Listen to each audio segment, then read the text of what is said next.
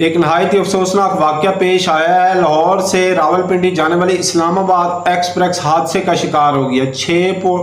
छः जो बोगियां हैं वो पटड़ी से उतर गई हैं और 3 बोगियां उलट गई हैं और इसमें 25 लोग शदीद जख्मी हुए हैं, जिनमें बच्चे और औरतों की तादाद काफ़ी ज़्यादा है। अभी रेस्क्यू टीमें वहां पे भिजवा दी गई हैं और काम जारी है। ये हादसा काला शाह काकू और फिरोजवाला के दरमियान पेश आया।